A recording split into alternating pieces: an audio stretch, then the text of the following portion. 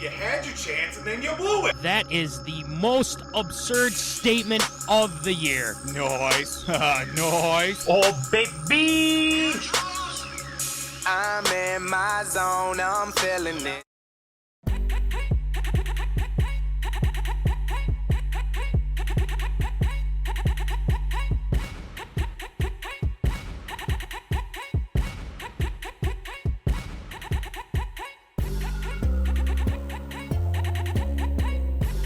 Live from Rock Solid Studios in Granite Falls, it's time for MinneZona Sports, live with DJ Matty C and Paul the Shield Vold. And this is MinneZona Sports Live. We are back for another show. And this is going to be fantastic. We got a lot to talk about. And without further ado, I'm your host, DJ Matty C, a.k.a. Matt Gallen, a.k.a. Matty C, a.k.a. Callie, etc., etc., etc. And from all the way from Woods and Shores Studios in Aiken, Minnesota, Paul Voldy, the Shield. What's going on, Shield? It is Wednesday night. We've got the show. I feel like I've done well over a week's worth of stuff in 2 days, but it is fantastic to be here. Really a nice jumping off point for the midpoint of this week, and hopefully it gets better from this point on forward. So it's going to. I'm ready and I'm excited. We got a lot to cover tonight. We got a lot to cover tonight, and the thing is that, I mean, it's going to be so much fun because obviously we got Shield shoutouts. And then, Voldy's Virtues. We always have Shield shoutouts, but we have Shield shoutouts. We got Voldy's Virtues, and also, I mean, guys, we're talking about the Vikings as well. So I mean, there's so much that is going on here tonight. So I mean, I can't wait. Voldy can't wait. So I think it's a nice thing to just get rolling with it. But before we get going, I also, want to bring up, and it's not a huge surprise. It's not a huge surprise, and obviously, I'm not gonna be giving out great news as Voldy has with a lot of the Shield shoutouts. But hey, we got a lot going on with this. You never know what we can bring up. So, oh gosh, I don't know if I could say we're a PG show. But we appreciate that. We appreciate as DJ Voldy is chiming in here too. We appreciate you. We appreciate it. But this is a PG show with a dash I love it. of 13. But hey, we appreciate it. So anyway, Voldy, I think it's time for some tater tot hot take.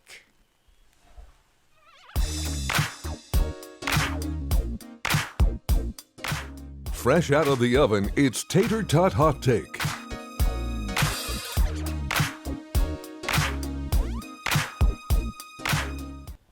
All right, so anyway, Voldy, the zoners are ready to go, obviously. I mean, we saw that comment, and that might be a good shirt idea. I don't know. I mean, is this appropriate? Should we? I mean, I don't know. It's tough for me to figure out. But anyway, I think we got to get to the Vikings. But we love it. We love our zoners. All right, moving on. Minnesota Vikings played on Sunday night. And they did. Obviously, things didn't go according to plan. And the thing is that a lot of the Vikings fans are saying, like, oh, they have no chance. Obviously, I picked against my Vikings team as well. But again, you look at what they did in that first half, Voldy, and it was nothing short of great. They dominated Seattle that first half. They did, yeah. And it's really interesting to see how this team has progressed, but also there are points in time where we give that momentum back, and that's kind of what happened. And, we're going to get into the Zimmer decision in a little bit, but Voldy, I want your overall thoughts on the game on Sunday night. What do you got? There was a lot going into this. We were all just hoping the Vikings would cover the spread, take the L, move on to 1-4. And the way it ended up being, First half, Vikings played well. They're able to get to, Russell Wilson, which is something that not a lot of teams can say. They're able to move the ball offensively. Dalvin was cooking because the Vikings needed him to. Offense was moving. You got Jefferson involved. You got Irv Smith involved early. There's something we hadn't said a whole lot this year.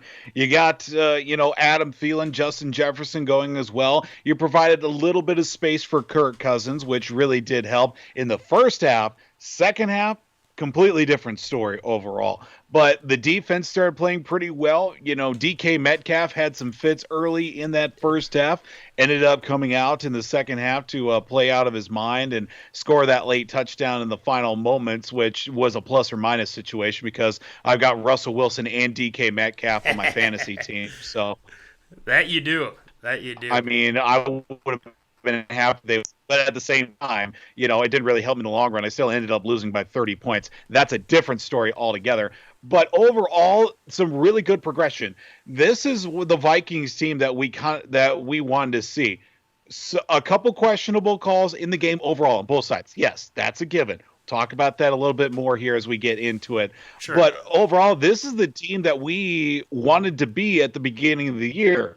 4 games ago. This is the team. Defense playing well, offense moving with great production, Dalvin moving the football as well, getting his touches and carries. It hasn't been for a lack of effort. Dalvin's been rushing very well this year, leading the NFL in rushing, and I believe also rushing touchdowns as well this year. Didn't think that was going to be the case, but you build up that offensive line a little bit better, obviously, than what it is right now. The Vikings could easily be 4-1. But to do that against Seattle, take them all the way to the very end with the current team that is, I was very impressed with how everything turned out. Me too. And, I mean, the thing is that there was a lot of positives, but obviously there were the negatives. And honestly, I don't think I can pick a negative from the first half. And this team did a good job of just going right at them. Who cares? They're 4-0. Let's just go and play our game. And they did. They had them right there. They had them right where they wanted them. The thing is you have to knock them out. You can't leave them hanging like that. So how I look at it, Voldy, is that it's one of those things where we have to remember that this. It's almost kind of a rebuild. I don't want to say it's a rebuilding type of situation here, but at the same time, I'm looking at this and saying, the defense is something that we can mention, but I want to get to what happened in the second half. And one of the issues, and I think I speak for all the zoners here, is that Drew Samia was awful. He was terrible. Absolutely. That's an understatement. Pathetic performance, Voldy. And it's something to where I don't understand why this is such an issue with Samia. I mean, he's a guy that's supposed to know how to block. And if you looked on Twitter, the people, got wind of how he was dealing with things. And he couldn't block anybody. No one. No. I mean, he was getting bull rushed. He was getting, blown past. I mean, dude, what are we doing here? And it's just frustrating to me why they weren't able to, figure out a way to get him out of the game. They needed to get him out of the game because honestly, yeah. I've played O-line before. I know, obviously I haven't played up to the level of college or the NFL or anything like that. But who also was an O-lineman is Mikey Ryan. And I think Mikey Ryan can chime in on this as well as all of our zoners. But the fact of the matter is that I think Zim even mentioned, he's like, we're putting him in tough positions. The NFL is a tough position. Well, the NFL is a tough position. If you're putting him in tough positions, then why isn't he doing what he's supposed to do? Exactly. I mean, these no-name defensive. I mean, respect to the Seattle Seahawks. They've shown some improvement, but Drew Samia shouldn't be losing those battles. He shouldn't. No. And obviously, with Elflein and everything along those lines, I'd rather have Elflein in there. I'm sorry, I got to say it. I'd rather have Pat Elflein blocking instead of Drew Samia. Because absolutely, the Vikings got to remember, too, is that Dakota Dozier, he's up and down. He's not awful. And Riley Reif has been really good. I've been ripping on Reif ever since before the season. But if you aren't talking about them, that means they're doing their job. That's the part. Because NFL linemen are a dime a dozen. They really are, though. They are.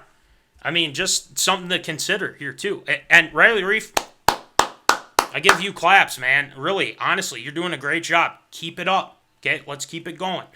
Now, Samia, I don't know what Rick Dennison's got to do, but you got to work with that guy. I mean, yep. If he's playing like that, you're supposed to be the guru. Let's get it rolling. All right, Cole Munson, when NBC feels bad in the middle of a broadcast for how much they are blasting you, that they have to find a play to make you look good, you know that sucked that day. Yeah, it's true. That is very true. It's true, Cole. You're exactly right. Thanks. But I want to, I've given my spiel on that, but I also want to bring up something else, too, is that the secondary, towards the end of the game, too, we have to remember. But I want to get to Mikey as well. I'll hold that thought. If they were putting him in tough positions against good guys, they would have slid protection towards the side to give him help. He was against talent that should have not been disruptive as they were. They looked like first ballot Hall of Famers out there because Samia was showing that. Okay, Voldy, I sent in the group chat with myself, you, and the Kerf Doctor, and just how bad he was. And it's like, come on. We need you. If we can't figure this out, these teams are going to key in on you, and that's our weak point, So we got to figure out a way to, fix that. Another thing, there's still growing pains with this secondary, and we've seen it, okay? That last drive, Voldy, was a little frustrating because Cam Dantzler, and again, Cam Dantzler is still learning. He's had some good plays, but also he had a bad play on DK Metcalf. 4th and 10. Russell's throwing it right up. Why in the world is Cam Dantzler 5 yards ahead of DK Metcalf? And Metcalf's he just jumps up, catches it like nobody's business. Yep. We had him. All you have to do is get in front of him. Don't, get your hands on him. Go for the ball. And he's 5 yards ahead. Why is he 5 yards ahead of DK Metcalf here? So misread it. He misread it. Exactly. You're exactly right. And Jeff Gladney. I've seen a lot of good things with Jeff Gladney, too. So, again, if we're talking about the secondary right now, they are developing. They are absolutely 100% developing right now. And actually, they're doing a pretty good job. And I believe Harrison Smith told Cam Dantzler to get your effing guy. Which, you don't want to piss off the hitman. That's kind of no in that department. But the fact of the matter is that they're still learning. Now, let's hopefully get things going against Atlanta. We'll get to that in a little bit. But one of the couple last things here too, Voldy, is that James Lynch. Wow. Mm-hmm. I'm telling you, watch out for James. Let's get him involved more. He was great. He was getting right through the guards. I mean, gosh, if he was going against Samia, he'd be getting like 10 sacks or something. Obviously, I'm overreacting on that, but still, I mean, get him more involved. Come on, throw him in there. He's got a good pass rush. He got his first sack. Keep playing him. Let's do it. First game that he was active for, and he gets his first sack. Get the man involved. Yeah, because why not, as the Kerf Doctor likes to say. But also another thing I want to bring up, too, is that he reminds people a little of a former Viking. I believe his name was Chris Hovan. So, hey. Yeah, that's an interesting thought with James Lynch. Thick-cut boy. Yeah. Mm-hmm. Yeah, so, hey, watch out for James Lynch, people. But let's get him involved. Let's get that rolling. Okay, but going into this week, Voldy, then we're going to move on to the decision by Zimmer here. But Dalvin got hurt in the third quarter, and I feel like that was kind of a little bit of the momentum shift to the Seattle Seahawks. Oh, big time. And big time, yeah. It showed. But the Vikings didn't help with Kirk throwing the interception, and the defense not being able to tackle Chris Carson and things like that. But overall, Cook was fantastic. But I want to bring up one more thing. Alexander Mattison was fantastic. Yes, and the sir. thing is that a lot of his owners wanted Dalvin Cook out. What do you think of Dalvin now? I mean, yes, his groin, he got hurt. I understand that. But as long as he wasn't a major injury. Ngakoue started off slow, but has come on. Exactly. I appreciate that from a Packer fan. Appreciate that one, Mets. To that point, too, again, we're going into week 6 now? This is going to be NFL week 6? Yep. So if you really think about it, the first 4 games of the season, that equals the preseason. And now, here we are in week 6. Vikings are starting to get a little bit better now. Of course, this past week 5, I mean, they didn't get the win, but they look pretty strong overall. So technically, that would be the first game of the regular season in a normal year. Been saying it all year. So, I mean, here we are now. Exactly. And it's going to be interesting to see what happens. But I feel like it sounds like Dalvin is probably not going to play. You're going to go up against a team that hasn't won a game. They just fired their head coach, their GM. More on that later. But you can't, Alexander Mattison, I have full trust in Alexander Mattison to get the job done. The question is, it's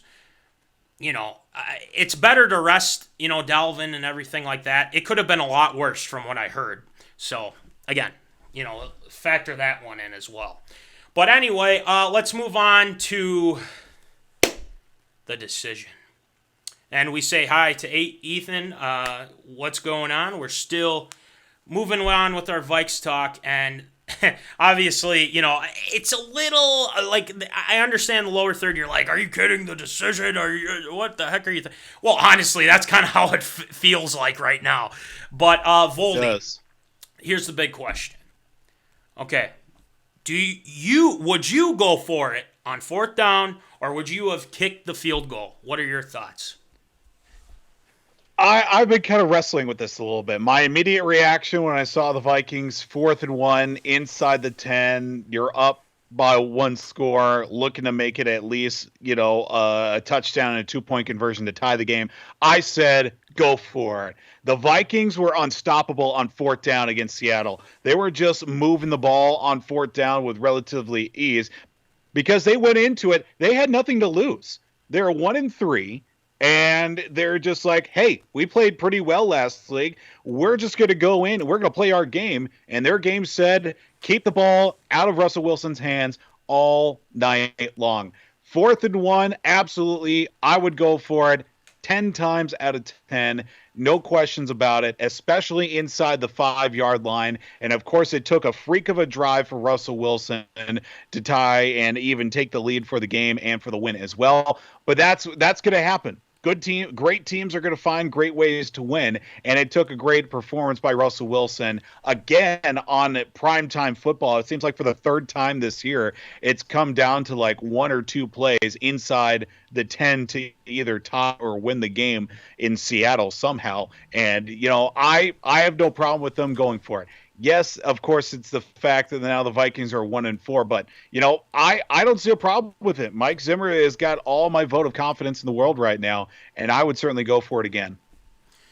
I agree, and I really felt like they were running it down their throat the whole game. They were 100 and some yards.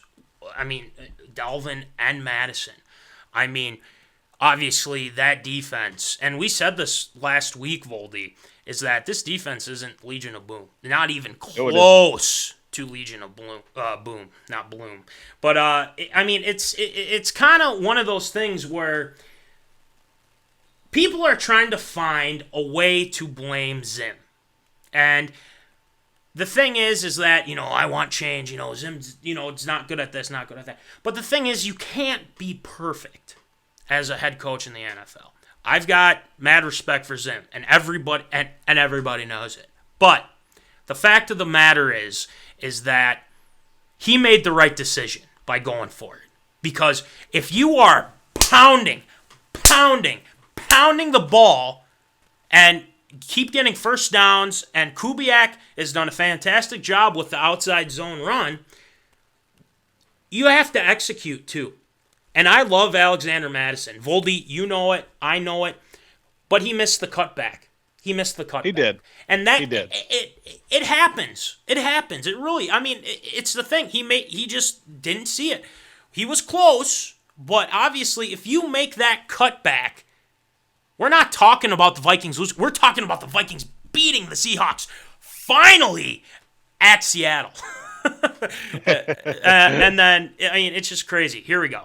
The decision to go for it was right. If Madison bounces outside the like I just said, Metz is right on point with it. Exactly. It's one of those, you live by the sword, you die by the sword. You either the play works and you're the GOAT, greatest of all time, and if it doesn't, you're the GOAT and everybody is blaming you. Right. So there are a lot of opinions from all these people, like all these national media people saying, well, I would have done this. And again, I agree with some. I agree. There are people that are like, well, you kick the field goal and they have to score a touchdown and 2-point conversion. Okay, let me say this. The other guy that you're playing against who's on that offense is Russell Wilson. Russell Wilson has done this many times before. Okay? That's enough manys. But the thing is that Russell Wilson, no matter what Zim did, if he kicked the field goal, they make it, great, let's go. Okay, we're up. That's fine. I respect that decision. I do. But I respect that Zim was going out there and trying to win the damn game. And that is something that Vikings fans have to understand. Cole says, I disagree with the call to go for it on fourth. I am a conservative armchair coach, though. I don't hold it against Zimmer for the call, though, because I get it. And that's fine. You can disagree with it. That's totally fine.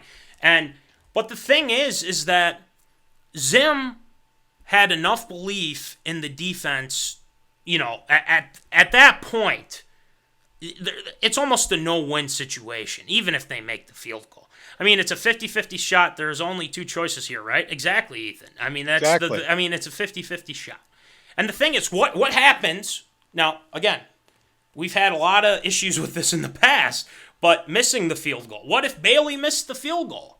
Exactly, because if you look at it as well, 4th and 1, they don't get it. Okay, now Russell Wilson's got to go 94 yards for a game-winning drive. Bingo. If you go for the field goal, you guarantee him at least a spot at the 25-yard line. So that's a 20-yard difference of whether they score the touchdown or not, whether they automatically get the football, or if, by golly, something happens on special teams. And this is what we're talking about, is the fact that you either go for it and, it works or it doesn't. And, again, I have no problem with it, and it just makes a difference. Field positioning, conditions as well. Even leading up to the game, the broadcasters were saying that, Dan Bailey wasn't 100% in his kicking as well. No field goal is a gimme in the NFL nowadays. If we know anything as Vikings fans, that no field goal is a given ever, ever, ever again.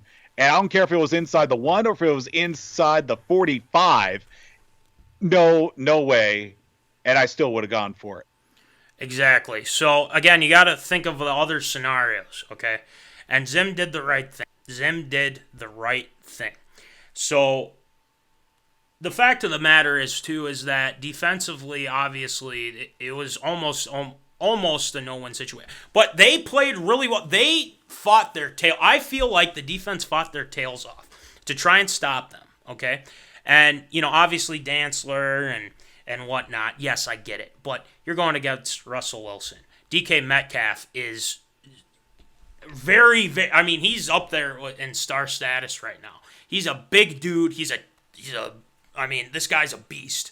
And Guy's a freak. Yeah, he's a freak. Exactly. He is a freak. And the thing is that we don't have any corners that can really match up with him. I mean, Cam Dantzler, he really can't match up with him. Mike Hughes, he had a really good play on DK Metcalf. I give Mike Hughes a lot of credit for knocking that ball out of his hands. But I don't know. It's just it's very interesting to me. Cole says, Vold, you didn't need to emphasize nothing's a gimme so much. Some of us are still a little raw. All right. Right. Whatever. My apologies. Well, that's right. It's okay. Cole is a Ricky Rubio apologist. We don't need to get into that. So just ignore Munson. But anyway, yeah, I feel like it was the right decision. Obviously, it didn't turn out the way we thought it would. But again, they had the chance and they blew it. But hey, you know what? You're going up against Seattle. And the thing is that the history of the Minnesota Vikings playing Seattle at Seattle for the 1,000th time, Voldy, hasn't been good. I mean, we can't win. It hasn't been good. It's the atmosphere there. It's the same thing with Seattle. It's the same thing with Chicago, too. I don't know what it is. It doesn't matter if the Bears are terrible or not. It's just something about Soldier Field that gets the Vikings. They don't play well. That's kind of one of those things where it's like, I don't know. There's something in the air. There's something in the air with those stadiums. So, as we put it, if we counted the preseason against Seattle, I think the Vikings had a pretty decent run out in Seattle a couple years ago in a preseason game. Marcus Sherrill's had a game-winning pick six in the last half minute of the fourth quarter. And other than that, I mean, obviously that stuff doesn't count, but regular season's been a little bit rough. Look on the bright side. Vikes get Seattle at home next year. It's about freaking time. It's about freaking time. I'm sick and tired of playing them there. Other than that playoff game, a regular season game, probably since Seneca Wallace was on the team. Yeah, and the thing is that we do have audio of you saying that before, so that's perfect, Voldy. So, it's true, though. I mean, it's true. I think the larger issue isn't that Zimmer came out on the wrong side of a 50-50 call. It's that you can't rely on your D to stop Russell Wilson on a 194-yard drive. That's true. 30th game-winning or game-tying drive from Russell Wilson in his career. I think I saw that graphic coming up into that as well. I think he's already had two already this year, including that one. I know against the Patriots on Sunday Night Football, he had that drive too.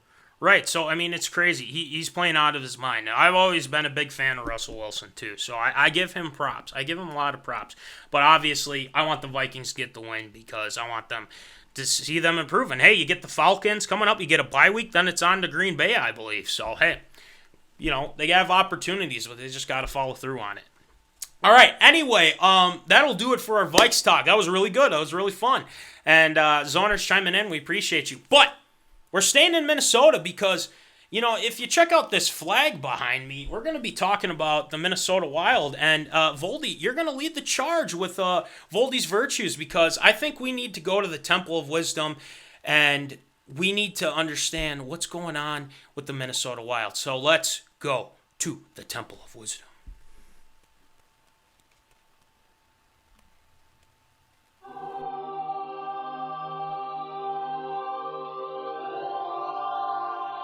He has emerged from the Temple of Wisdom.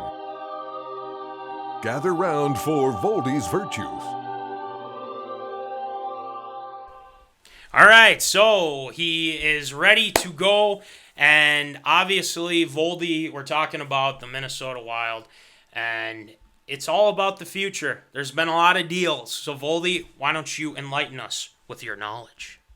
Yes, and there certainly has been a lot of deals in even a short amount of time for the Minnesota Wild. New general manager Bill Guerin, and he is looking to put a stamp on a team that has not been stamped, put in the post box, and sent out for quite some time.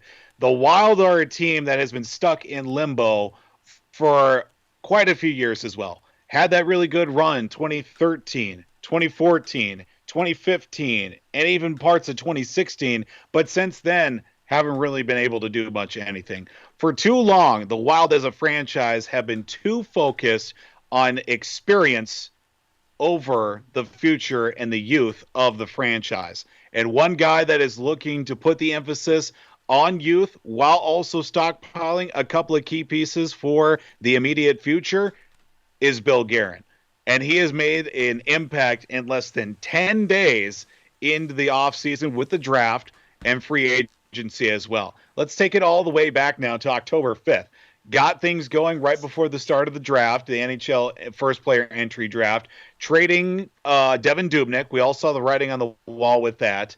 And also a forward who has a really good upside in a short amount of time, Ryan Donato, that came over in the trade for Charlie Coyle from the Boston Bruins, both sent in separate deals to the San Jose Sharks. Got a couple of picks for that, for next year and also for the year after, 2021, 2022. Really good upside for that because of the fact that now opened up the availability for the Wild to go get a goalie at the same time. Now, speaking of that goalie approach as well, we'll talk about that here momentarily. Then as the draft went on, the Wild go ahead and make another trade as well for a guy that has a little bit of some, personal ties with Bill Guerin. They go and get a guy by the name of Nick Bonino, but trade a promising guy that had some, decent time in a Wild sweater, Luke Cunningham for Nick Bonino.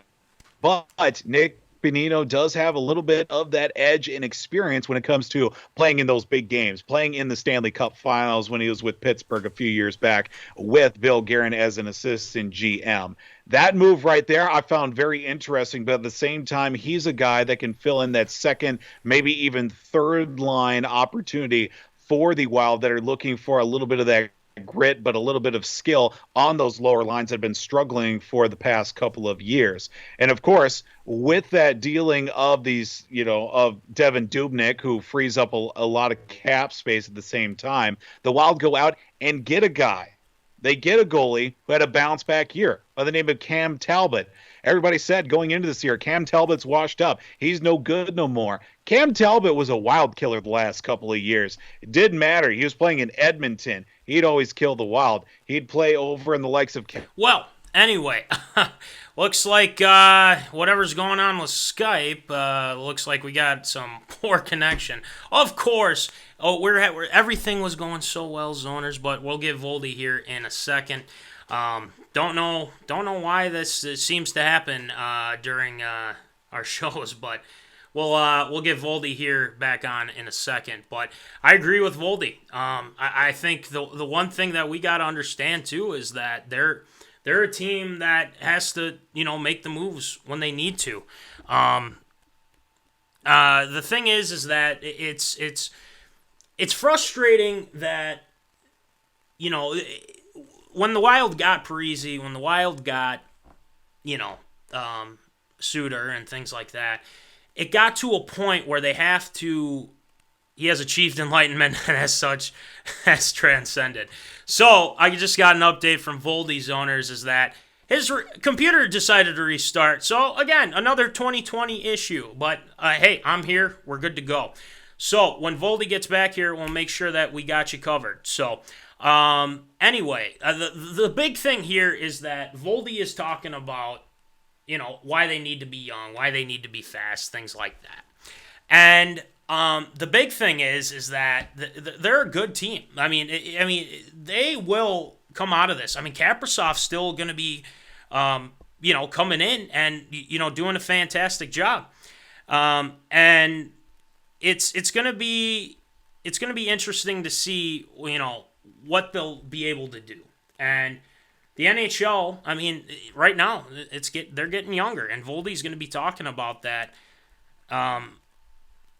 pretty soon here. So obviously, we're getting the kinks figured out. But the Minnesota Wild, Bill Guerin's done a fantastic job, and I think no one can dispute that. And it's kind of frustrating when you have guys like Parise, you have guys like Suter, you have guys that tried to get to that point with the team, and they just weren't able to do it. They're not a cup contender, like, as we're saying here. But the big thing is that's kind of how it is. So obviously, I gotta get to our Zoner comments. Sorry, it's a lot of words that are put in, and obviously the widget can't keep up. So Talbot is a marginal pickup, but potential upside is there. He's just been so hot and cold over the previous years. The other side of the equation is that options are limited. It's not just about paying for a goalie. It's about finding a goalie who is, and obviously this won't let me, or who is content playing here.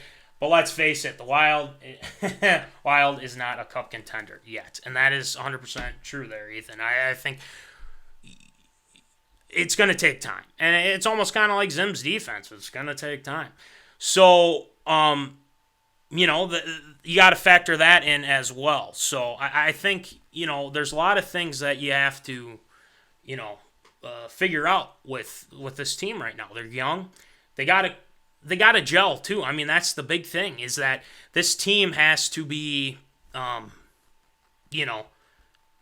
camaraderie, have team chemistry and things like that. Because if they don't have it, then they're going to be in trouble, right? So I guess we'll have to see where things go with that. But another thing that Voldy's brought up here too, the Wild are one of these teams that the rest of us can never count on.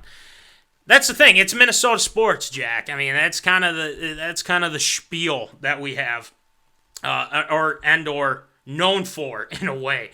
So again, it is what it is, and you can only do so much with what you got. And the Wild are just saying, we're rebuilding. Let's see what happens. And hey, if they're really good right off the bat, let's go.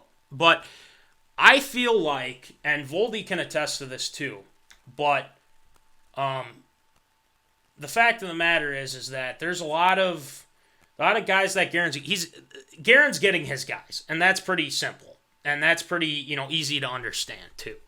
But the thing is that these virtues, the Wild future and beyond, they're preparing for the future, and I think that is something that you have to look forward to with this team. Is like, you haven't seen that in a long time. So let's see what happens with this team. And hey, who knows? Who knows what could happen with this team? So yeah, Zoners, what are your thoughts on Voldy's virtues and whatnot? We're gonna try to get Voldy back as soon as possible.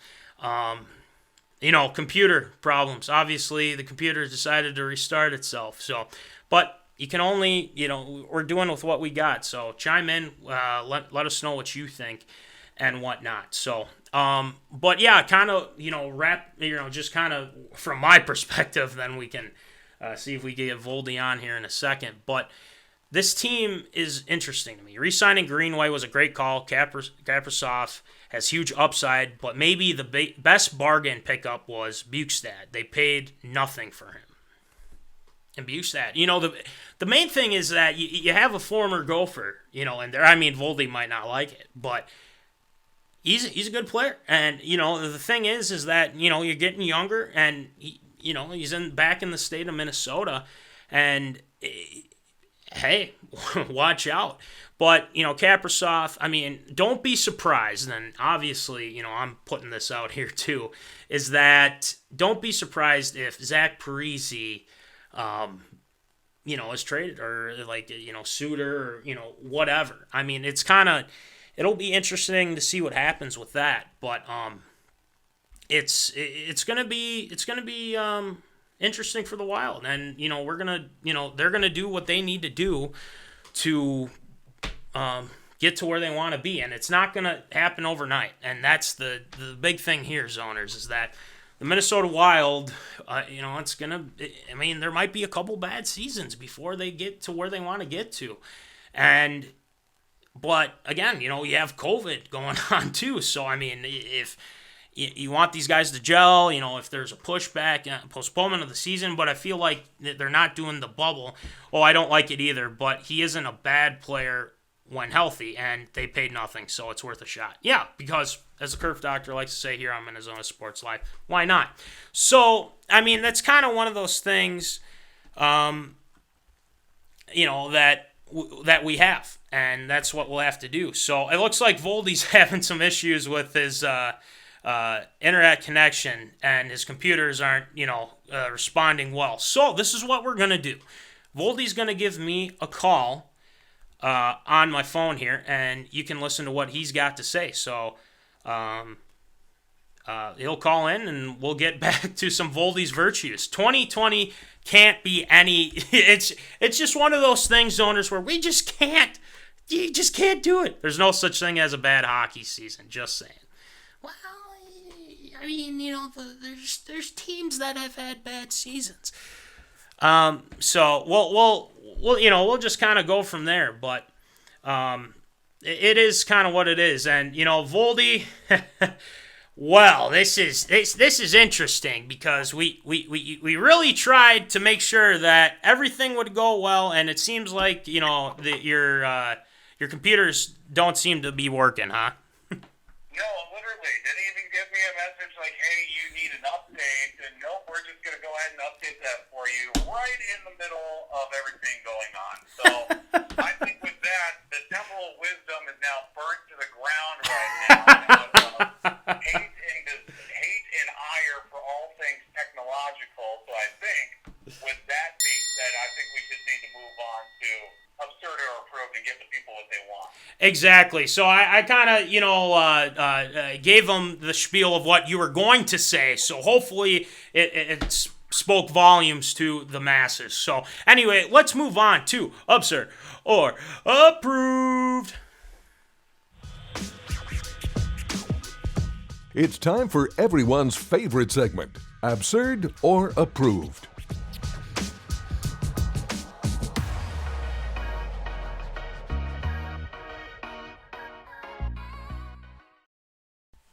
All right, so it's time for absurd or approved, and obviously it looks like you won't be seeing Voldy with this, so you're probably just going to see my ugly mug, unfortunately. But we got a lot to get to with absurd or approved, so Voldy, why don't you rattle them off for us, please? Well, one of the things I wanted to talk about when it came to the Minnesota Wild, and also the fact that, Bill Guerin continues to wheel and deal in the NHL offseason, and really went out and got a guy to man the pipes this season. That being Cam Talbot, after a bounce-back year with the Calgary Flames, went out and got himself a 3-year, $11 million deal with the Minnesota Wild, and hasn't been too bad in his career. Of course, a lot of it playing with the likes of the Edmonton Oilers, the team none too unfamiliar with the Minnesota Wild. Looking at everything overall, absurd or approved, the signing of Cam Talbot to the Minnesota Wild. Well, I think for one, Voldy, them getting a goalie in general, and obviously you still have Stalock, Alex Stalock, and a 3-year, $11 million contract. I mean, it's got my stamp of approval because it's a Guerin guy, apparently. And I think that's something that the Zoners and some of the Wild fans, are okay with. And I feel like Talbot's going to be a guy that's, has had some issues. And obviously, they say he's washed up, things like that. Voldy, we're talking a little bit before the show about Talbot. And the thing is that maybe this new... a new atmosphere, new experience for him to be in Minnesota Wild colors can be, good for him. And maybe that's what they need. And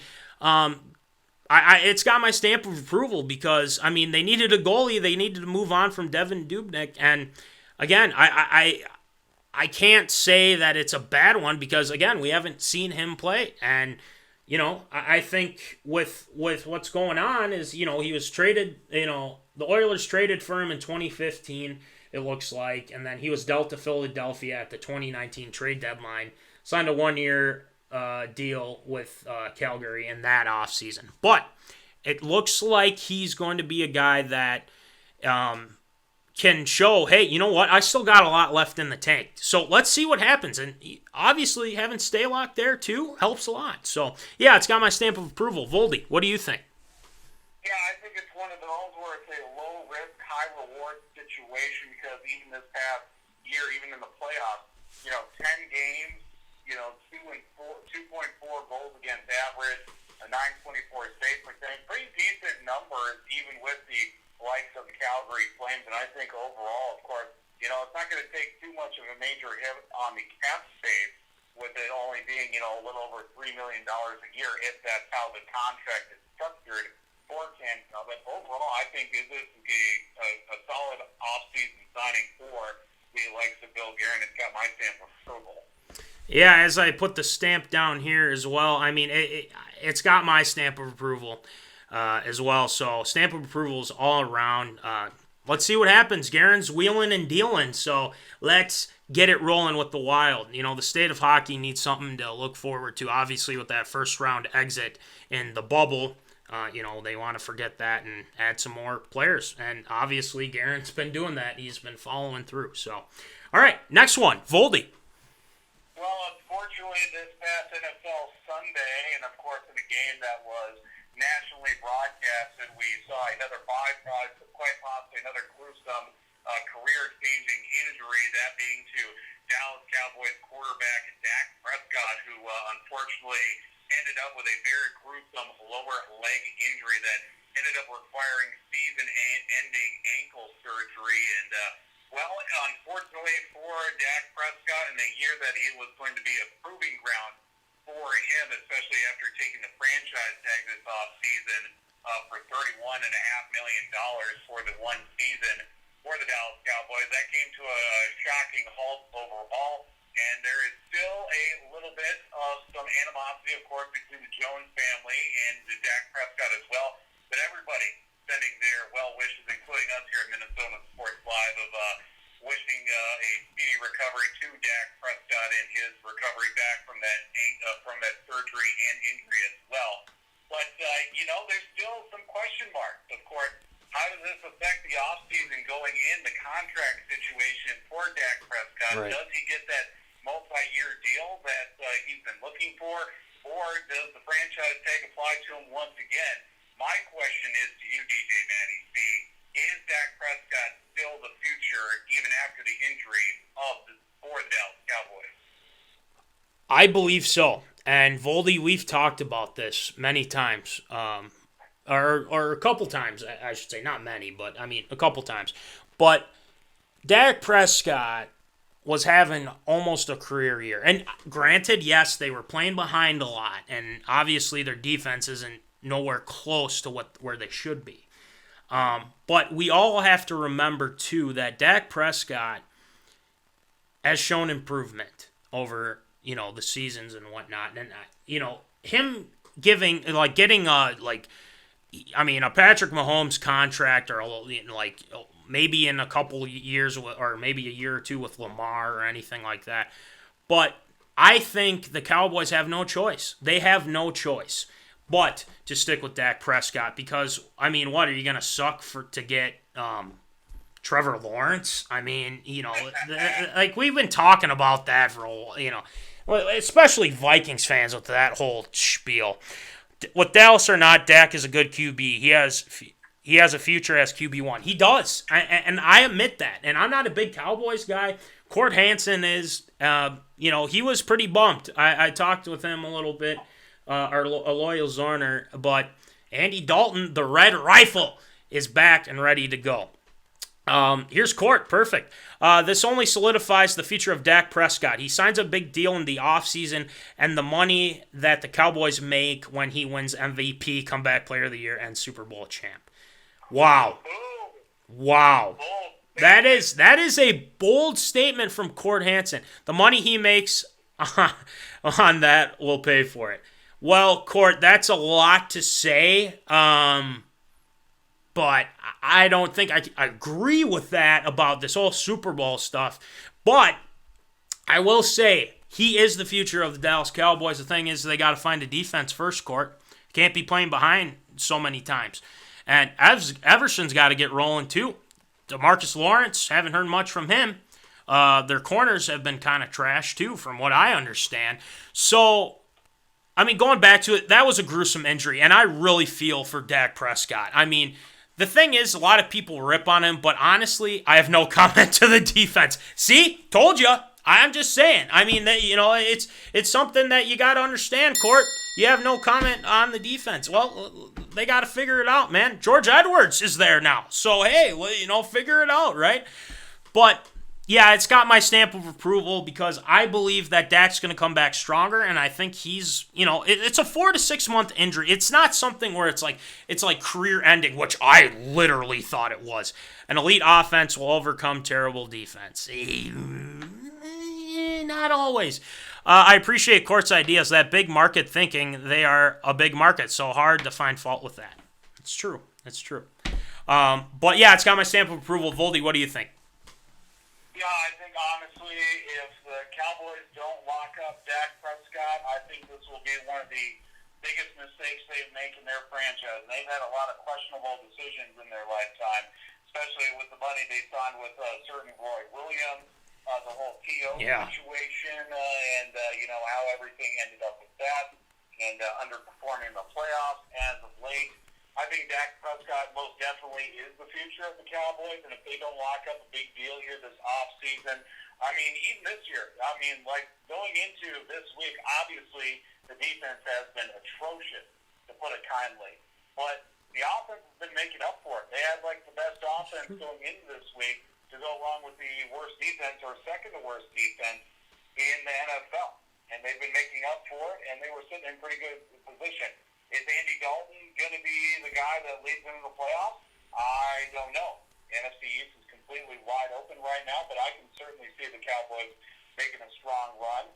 Andy Dalton is a serviceable quarterback. They did re-sign Brandon Weeden a couple weeks ago, if not this week alone, to bring in that experience as well in the Cowboys system and also some of the guys around them. But I seriously think the Red Rifle it's certainly going to hold its own in a comeback kind of a way for the Dallas Cowboys in the time being. I think Dak Prescott absolutely is going to be coming back this next year. If he doesn't come back Player of the Year, it certainly will be a very strong runner for him. I agree with that. The comeback Player of the Year, 100%. Court's saying here too, Voldy, the Red Rifle will lead us to a division championship. And that is, here's the thing, that is very realistic because the NFC East is terrible. I mean, the Eagles have not been themselves. And obviously they took on the Steelers. They played a little bit better, but still, the Eagles have not been the same. You can ask my Uncle Tom, you can ask my Aunt Dorothy that. They're not, NFC sucks. Well, give or take. I mean, yeah, the Packers are a fake number one team, but that's just me with the power rankings I saw recently. But hey, I'm just saying, NFC East sucks. Okay, that's fine. But the NFC East is just terrible, and I feel like that. I mean, Andy Dalton, I feel like he had a pretty good game though. I mean, they won the game. They beat the Giants. And the Giants, losing Saquon hurts, but, the Giants have been kind of bad, too, in general. I mean, they have a first-year head coach. Daniel Jones is trying to figure out what receiver to throw to. Golden Tate's, I feel, is kind of, nearing the end of his career. Slayton's a good wide receiver, but they don't have any, big-name guys to, get them to where they need to go. But, yeah, the Cowboys, I feel, like you were saying, Voldy, they have to sign Dak. They have to. I mean, it's that plain and simple. So, I don't know. We'll see what happens. But, I know Court is loving this right now. Because, hey, we got to talk about it. And, prayers up for Dak. Absolutely prayers up for Dak. So, anyway, next one. Voldy. Well, we go and stay in the NFL, but this time we kind of transition to the very south in the ATL with the Atlanta Falcons announcing early this week that they parted ways with head coach Dan Quinn and general manager Thomas Dmitroff after falling to 0-5 to start this season as well, unable to recapture that said magic they had in that Super Bowl run a few years back. Unfortunately, it didn't lead to the likes of a victory in that comeback from the New England Patriots, but we're moving on in as Right. well. But 20-point comebacks multiple times in the 2020 season certainly hasn't helped the likes of a team that isn't really trending upward or like downward and maybe spiraling downward as well. Especially when you look at the likes of how things have kind of ended up with guys that are still on the team with like Matt Ryan, Julio Jones, Calvin Ridley, Russell Gage, Hayden Hurst, other guys like Grady Jarrett, Jake Matthews, Dante Fowler Jr. There is no real identity to the Atlanta Falcons. So my question is, who is more at fault, head coach Dan Quinn or Thomas Dmitroff? That's a great question. It's really good because I feel like we have to ask an expert, because there was a certain someone that used to play for head coach Dan Quinn, and that is Will Rattel. But again, we'll have to see what happens. But I kind of put, Voldy, to answer your question, I'm kind of putting it on Dan Quinn because, the reason why is Dmitroff's done a good job to get these guys what they need. I feel like when Shanahan left, that's when it kind of went. Steve Sarkisian was not a good OC. And the thing is that it all comes down to the coaching and things like that. But ever since that Super Bowl, Voldy, there's always kind of been, they've always had the lead, and then all of a sudden something happens. Something happens against, Dallas. The Falcons should have beat them. And then Chicago. I mean, they played Chicago, and they lost to Nick Foles, okay? And this team needs to execute and figure out how to win at the most opportune times. But Dan Quinn, why does this keep sneaking up? And again, I'm not trying to say that Dan Quinn is an awful coach. What does he do? But honestly, I mean, if you start out 0-5, it doesn't bode well for you unless you're rebuilding, you have injuries, things like that. We understand. But Dan Quinn, I feel like, is kind of more at blame here. And I think it's a little absurd that, that they are giving up these types of leads. I mean, come on. Falcons through the Dallas game, you can't tell me that many people aren't smart enough to grab a football. That's true. It comes down to coaching, too. I mean, the coaches have to be. I'm not saying it's fully on Dan Quinn. Dmitroff, I've liked a lot of his moves that he's made. Todd Gurley's actually been pretty good. I mean, they took a chance on him, and that's fine. I think, Todd Gurley's doing what he can with what he's got, and Julio's been injured, so he might not even play against the Vikings. So, yeah, Voldy, I'd probably lean more towards Dan Quinn, but what do you think? Yeah, I think the blame's got to go on Dan Quinn here, unfortunately. For a coach that kind of prided himself on being a defensive guy, right. Well, the defense hasn't really done all that much. Because he knew as soon as Kyle Shanahan left in 2017, there was going to be a major hole to fill. And then they go and lose the Eagles in the divisional playoff that following year.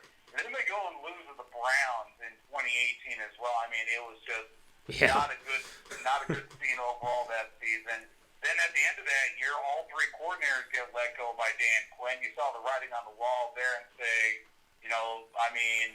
you can point fingers all you want and all day, but as long as you're not, if you're not pointing fingers at yourself, it's what you're not doing to get this team in the right direction, then you probably have to take a better look at what's going on.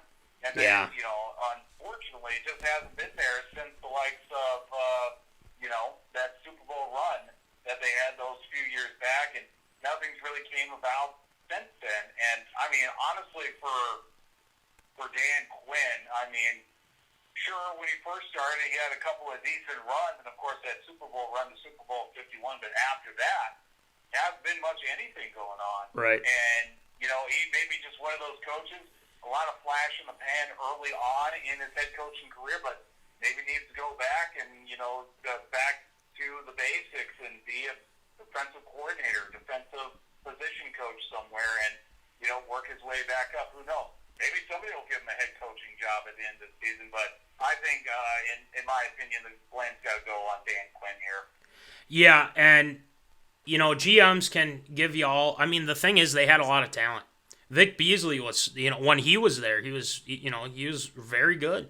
You know, Grady Jarrett and, you know, Alford, those guys, Trufant. They had a lot of, Keanu Neal. They had a lot of talent. It was there, but the execution and things like that, ever since they went to the Super Bowl after that, it's just kind of been a crapshoot. They haven't done well. And who knows, maybe Julio wants to move on. I think it's kind of in rebuild mode. One other thing I want to bring up, Arthur Blank pretty much said, I don't know if Matt Ryan's going to be our quarterback in the future. So, Yeah, exactly. Yeah, I think it might be kind of cleaning house here after the season. But the thing is, yeah, and I think, you know, if the Vikings lose to them, it'd be an absolute travesty. So, we won't go there. We won't go there with that. So, yeah, I don't know. I got to go with Dan Quinn. Voldy's going with Dan Quinn here, too. So, Zoners, what do you think? All right, moving on. Voldy, next one. Yep, well, this past week, or I should say early this week, LeBron James, Los Angeles Lakers, capped off a season that needed to come with a storybook finish.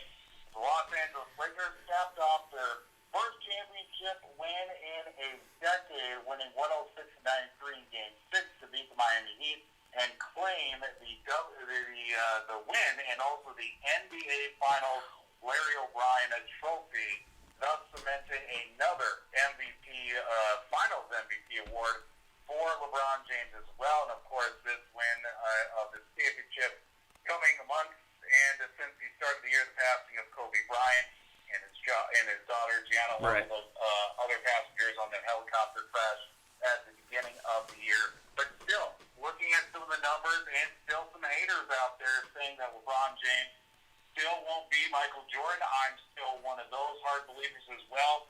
But LeBron even said it too, quote, I want my damn respect. Does LeBron have your respect, absurd or approved? He's got my respect. He's always had my respect. First of all, stamp of approval.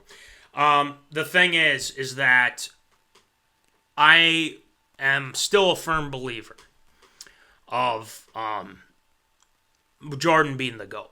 And I said that here on this show. Now, the thing is I'm a big fan of LeBron too. I really like what he's done on the court and off the court. Okay?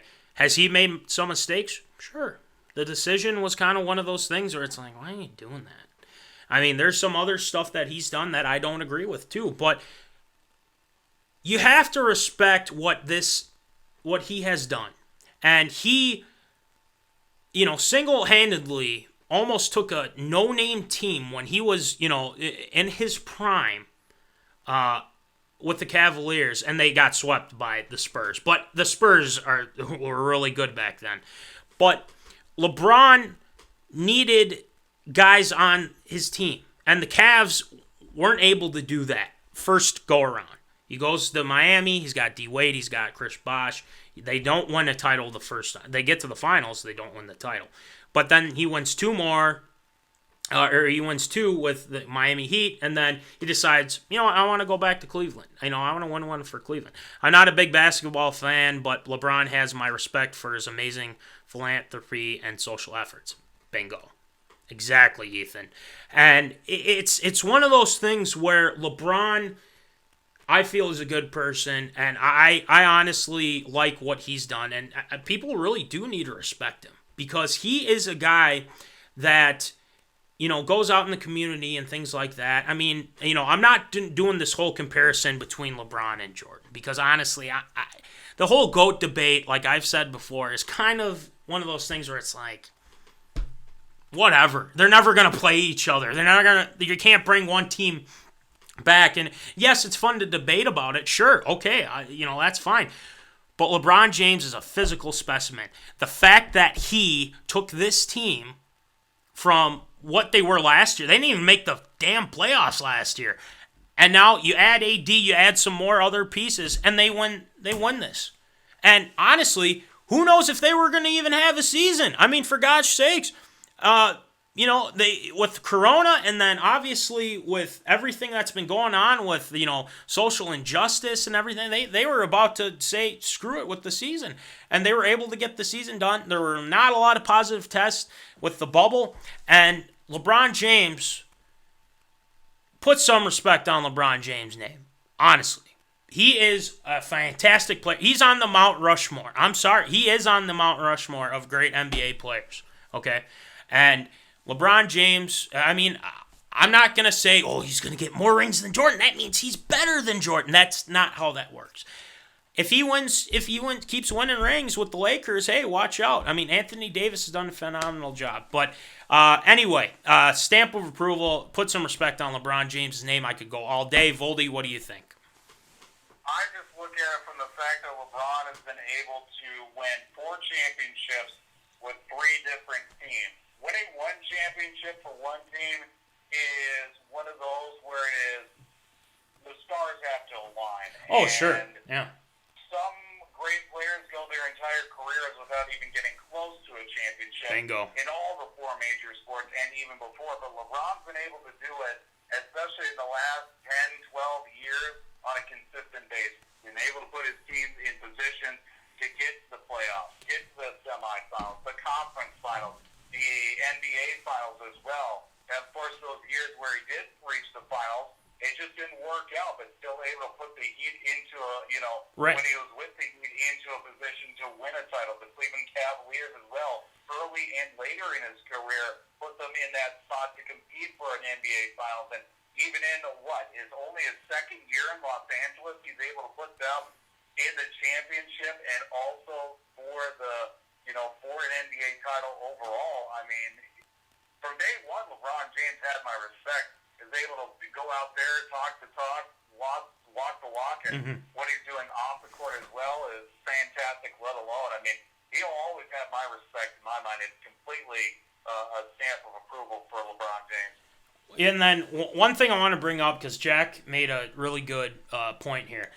Comparison to MJ is dumb. The game has changed so much since then. You can't hold them side by side. That's how I look at it, too. That's why I try to avoid this whole GOAT debates. But the thing is, you get that on the national stage.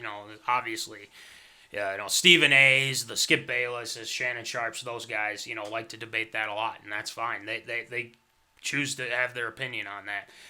But another thing too, Bron has done way much to show, to show to still have the hate that. I mean, there's so much hate that follows LeBron. I mean, the thing is that the haters of LeBron need to understand that what did LeBron ever do to you? I mean, honestly, he hasn't done anything. He hasn't gotten arrested. He hasn't done anything shady or anything like that. The guy just wants to win. You know what? Who else wanted to win? Michael Jordan. Who else wanted to win? Kobe Bryant. I mean, that's how it is. That's how it is. What's the difference between these guys? They're great players. Okay? Now, you could make I could sit here and say, Kobe has 5 rings, so he's better than LeBron because he's got 5 rings. Just stop it. Just stop it with that, okay? It's not always all about rings, okay? It's not always about... LeBron is a physical specimen.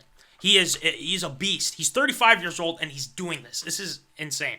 So, yeah, stamp of approval is all around Voldy with that, and obviously, I feel like we could go all day with this. So, let's head to our last one, Voldy. Yeah, this one's more of a bit of a confirming suspicion after years of rumors and everything with that as well. Yep. But one of our personal favorites, John Bones Jones, former UFC light heavyweight champion. A story came out years ago of him actually hiding underneath the cage to avoid a drug test because he knew that he wouldn't be able to pass it. A tall tale that's been passed down from fighter to fighter finally was confirmed this past week in a Twitter feud with, a potential rival for John Bones Jones. And, it finally came through that, yes, he actually did hide under the ring because he, quote, just smoked a blunt and it didn't want to fail the test for weed. That's the actual truth. And a Twitter stat with the UFC middleweight fighter Israel Adesanya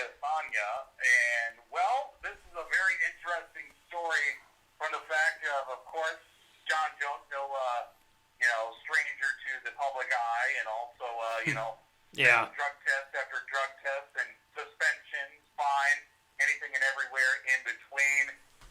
Is it absurd or approved the lengths of which and the tactics of which John Bones Jones went to, maybe not go forth with the testing process?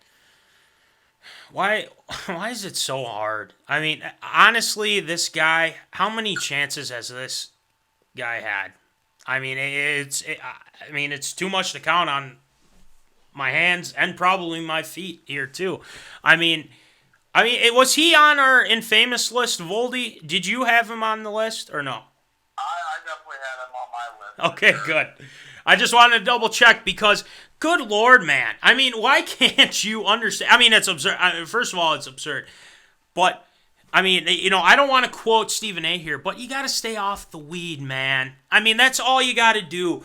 Stop with this crap, okay? It's almost, he's kind of like, and I think he's worse, but he's kind of like the Josh Gordon type. He just can't seem to stay off any of that. And yes, I understand addiction is tough. That means you get help. You go and get help. Why can't you understand that you can't be doing, if you want to keep doing what you're doing and you keep failing drug test after drug test after drug test, you're not going to be able to do what you want to do.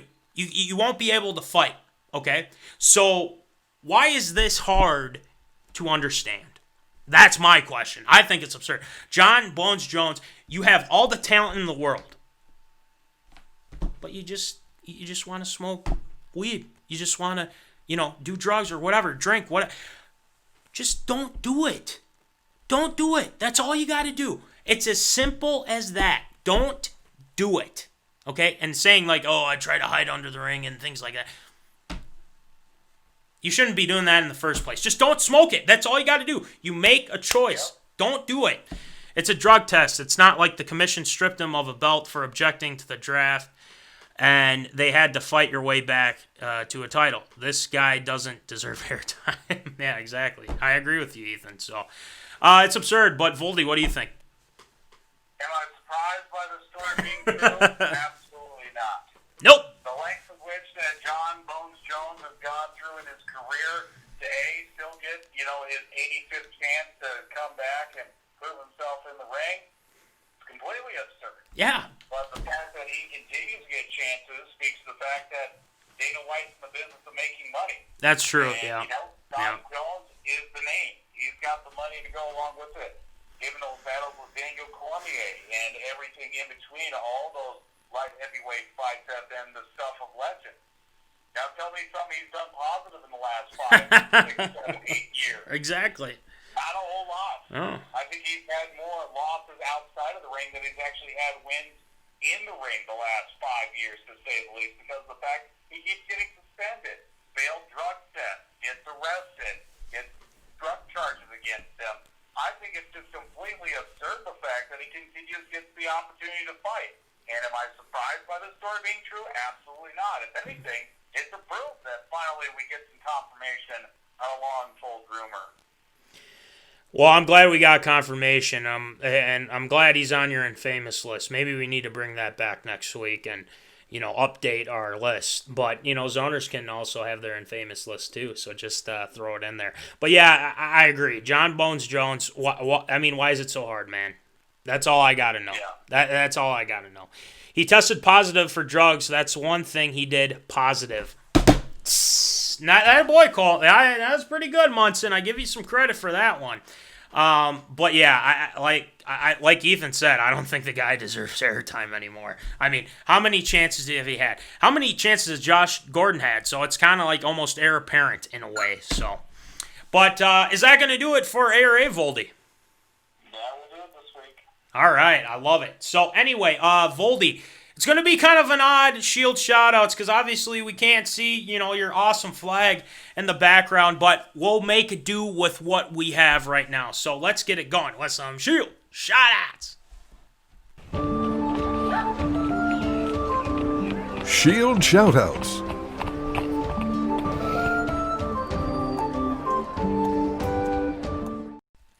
All All right, so obviously you won't be seeing Shield. You'll be seeing DJ Matty C. But we got Voldy on the line, so obviously, we just got to do with what we got. I mean, it's time for some Shield shout-outs. So, Shield, who are you shouting out tonight? Well, we got a couple special birthdays we want to let the zoners know about, including a couple that are probably tuning in here for us tonight. Do want to wish a happy birthday to my sister-in-law and mother. Celebrating a birthday today, so happy birthday to Molly. Want to wish a happy birthday as well to the man himself, Jack Kiesling. Follow Jack's Junkyard on social media. On Facebook as well. So happy birthday to Jack Kiesling. Be sure to give him a follow on the social medias as well. Be sure to check out his show on Facebook as well. That's on Saturdays, and all the wonderful content he is pushing out with Jack's Junkyard. Gotta love it. Happy birthday, Jack. We really appreciate what you do, and happy birthday to Molly as well. So, hey, a lot of zoners with birthdays. We love it. We love it here. I mean, hey, yeah, exactly, Jack. You guys are birthday buddies, so, hey, we love it. So, all right, next one, Voldy. We do want to wish some congratulations to former Wild center Mikko Koivu, who did get another opportunity to continue to play the game that he loves with a one-year contract deal with the Columbus Blue Jackets.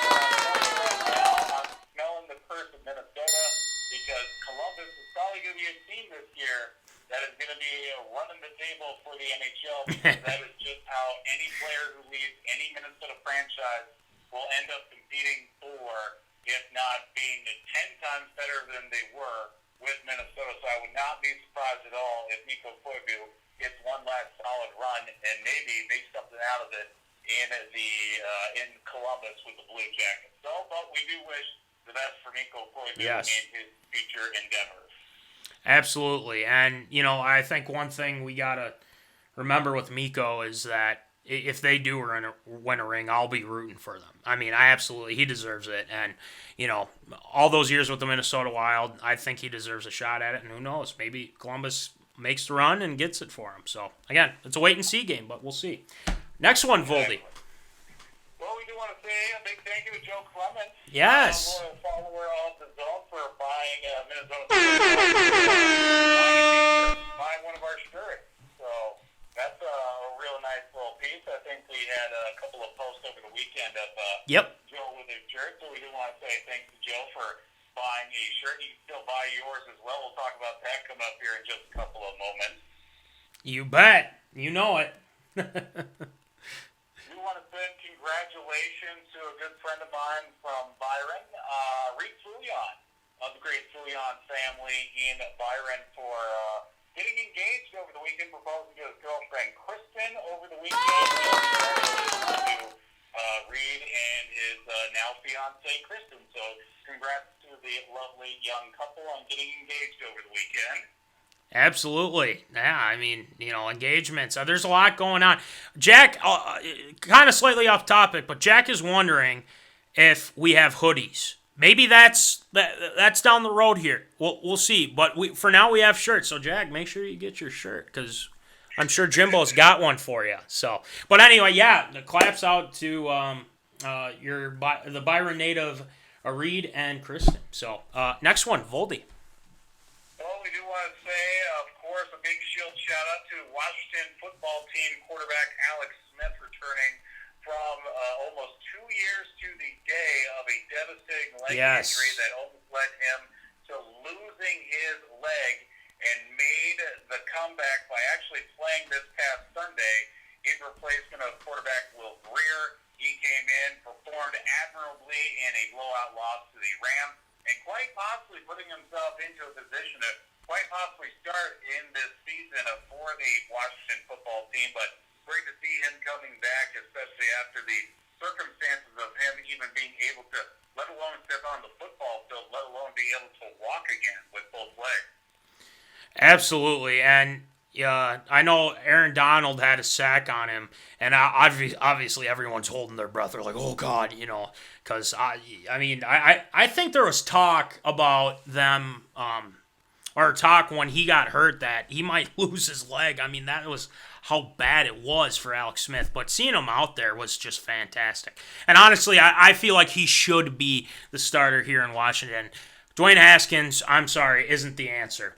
So, I mean, that's just my opinion. But Kyle Allen, he's had some good games, but Alex Smith, he's got the experience, so let's see what happens. So, all right, next one, Voldy. Well, unfortunately, we did lose another professional sporting legend this past week. We do have to say rest in peace to Hall of Fame second baseman and former member of the Big Red Machine, Joe Morgan, who passed away at the age of 77 on Monday. A 10-time All-Star, a 5-time Gold Glover, 2-time National League MVP, and a 2-time World Series champ with the Cincinnati Reds, and of course a fixture for ESPN Sunday Night Baseball and also for Flex Baseball tonight when broadcasting on ESPN. Some time ago, it's been a while since that combination of Joe Morgan been in the booth for ESPN, but man, those were the days listening to him. And unfortunately, legend gone this past week. Rest in peace to Joe Morgan. Absolutely, and I know my dad was a big fan of him too. So I mean, it's a bummer, and it's the thing is I feel like there's been a lot of that within 2020, and obviously you pray for their families and things like that. So yeah, that's a huge loss, absolute huge loss. But hey, prayers up to the family. So last one, I believe, Voldy.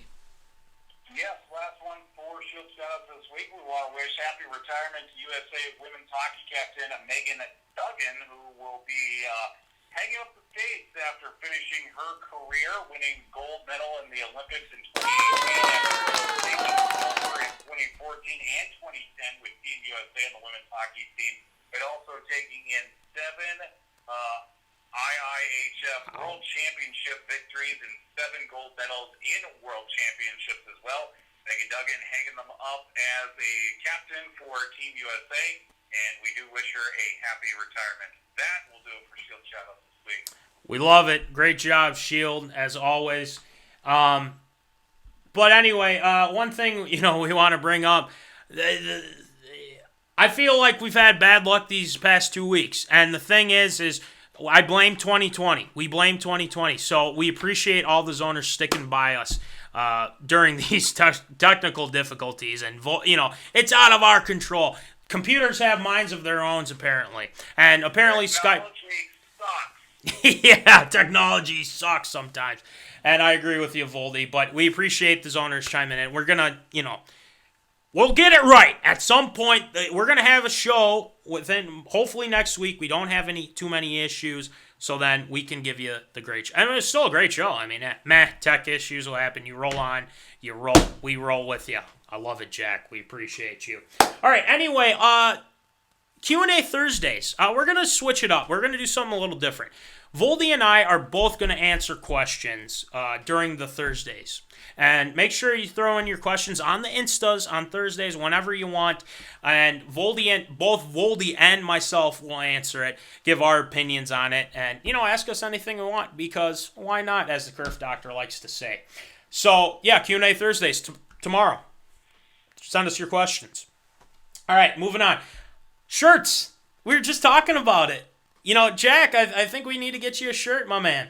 And all the zoners, remember, we got shirts available. The thing is, if you buy a shirt, it helps us keep the show on Facebook Live so we can keep bringing it to you and, having a lot of fun. And, that's the main thing. It's $20. It's $5 shipping if need be. You can talk to Jimbo. You can talk to myself. You can talk to Voldy. You can even talk to the Curve Doctor as well. I've got a boomer of a question for you tomorrow. Oh, I can't wait, Jack. We'll see what we get there. But yeah, I mean, the shirts are fantastic. They're 5 out of 5 stars, and no question about it. There's no question about it. It's fantastic. Voldy and I love the shirts. Jimbo loves the shirt as well. Buy shirts so Voldy can stop using Pringles can internet, apparently, as Jack is saying, right? Shirts, people. The thing is, too, it's a little windy down here in Granite Falls as well. I'm surprised I'm still on the air with this stuff, too. So, I don't know. It's, southwest Minnesota gets hit with wind, and obviously Aiken, I don't know what's going on with Aiken with your internet connection. But, again, we blame it on, everything with 2020. So, but yeah, get some shirts. We got you covered. All right, and another thing, too, W2 Performance, the Barbell Nerds. Will Rattel has got more stuff for you. He's got more videos. He's got more podcasts, new podcasts always out. Make sure you check him out. Will Rattel, big fan of what he's been doing. And obviously, we got to get him back on the show because we might need to be talking about red pepper here at some point. Hopefully, we can get him going there. But he's done a fantastic job as well. So check out W2 Performance, the Barbell Nerds. And I think the podcast is on Spotify, so make sure you check that out too. Obviously, check out Jack's Junkyard. Jack Kiesling is doing a fantastic job. He's have all these cool episodes. I mean, all these cool graphics too. I really like what I've been seeing from Jack's Junkyard. So appreciate you, Jack, and tuning in for MinneZona. And, we'll share the love as well with your show. Share stuff, whatever you need. Just make sure you get a shirt. But we need to get hoodies. We'll look into it. So, but we'll go from there. All right. So I think that'll do it for MinneZona Sports Live. And again, Zoners, thank you for sticking with us. Thanks, guys. You are far too kind. I just goof off on the internet. Well, I feel like we kind of do the same thing too, Jack. But, we just like to have some fun and whatnot. So, but, so we appreciate you guys tuning in tonight and obviously sticking with us. We appreciate, everything that's been going on. We try to give you a high-quality show, and we do a pretty good job as well. So, you guys have a good week, and remember, always, folks, keep in the zone. Thank you for watching MinneZona Sports Live. Join us Wednesdays at 7 p.m. for live show broadcast. And as Voldy likes to say, follow us on all the socials medias.